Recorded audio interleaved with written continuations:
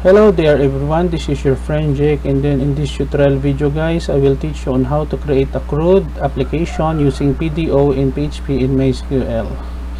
Before we continue, I would like to say thank you very much to all my subscribers to my channel. If you are new with my channel and you like this video tutorial, please hit the like button, click the notification bell. Don't forget to subscribe and share to my channel. So let's get started guys. By the way, I will put a link in the description below of this video tutorial so that you can download the complete program listing. So here, this is the main menu of our application, CRUD using PDO in PHP and MySQL. Add record in the database. So let's say we will add a new record. Let's say Jose de la Cruz. Telephone number, mobile, and then Jose underscore de la Cruz at gmail.com. So when we click the submit button, it will display this dialog box. Record has been inserted successfully. So we have here the record, Jose de la Cruz. And then if we want to make some changes, let's say I want to change the telephone number object Pomperada, we can go with edit, and then we can change there to a different telephone number. When I click submit, so we have here the updated telephone number. So if we want to delete a record, let's say this record of Juliana Ray Pomperada, we simply click this delete, and then the record is successfully deleted. So guys, here is the database and table structure. So the table of this application is CRUD underscore PDO, and then our table is CRUD. We have here a series of fields: ID, name, telephone, mobile, and Gmail. So if I will go to SQL, and then I will issue a command, select asterisk from CRUD. So when I issue this command, it will display all the records including the fields in our table CRUD. So I will click the go button. Okay, so we have here three records of Jacob Samuel Pomperada, J. Pomperada, and Jose de la Cruz. Okay, so that's easy, no? So this is the structure of our table CRUD, and then our database is CRUD underscore PDO. I will go with the walkthrough on the code now. So this is the index PHP. So this is the code for input, and then for display, this is the code.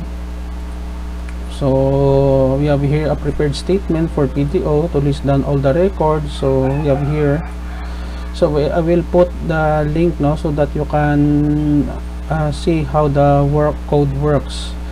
For the create, we will go to create.php. So we have here the code.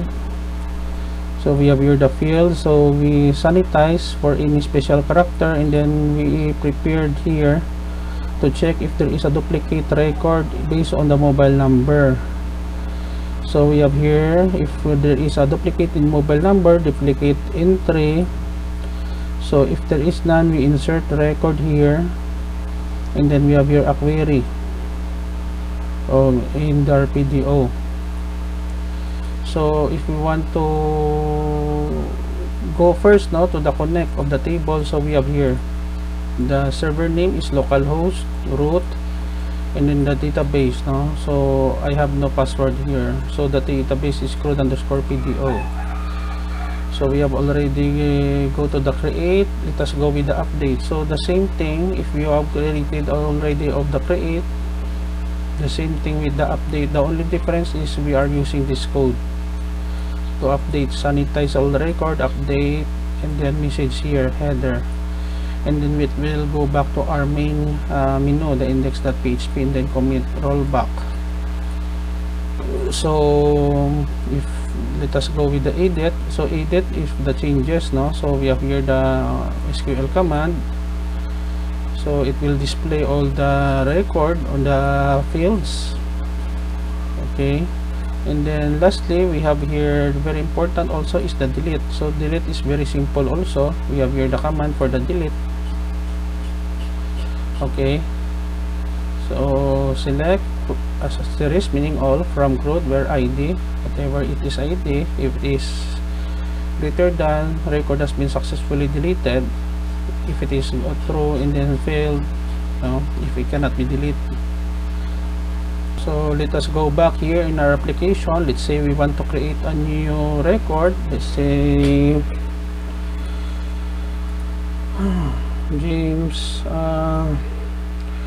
Zamora, telephone number of James, mobile number 0918, and then James _ Zamora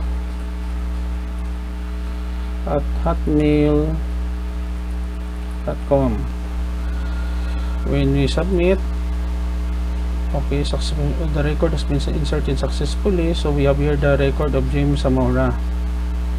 So if we modify, we go to edit, and then we can change here, change the telephone number, and then the mobile number. Let's say for example we change also, and then instead of Hotmail, we will using Yahoo as the email provider. Submit. See, we have a new telephone number of James Zamora, mobile number, then email address. It is already Yahoo. If we don't want to already save this record of James Zamora, we simply delete to remove the record in the database. So this is the end of our tutorial video, guys. I hope that you have learned something new in this tutorial. So thank you very much for watching. Before you end, if you like this video tutorial, please hit the like button, leave a comment, and click the notification bell so that you will be notified when my newly uploaded video. And don't forget to share and support my channel, guys, by subscribing. Thank you very much. This is your friend Jake saying see you in the next video, guys. Bye bye for now.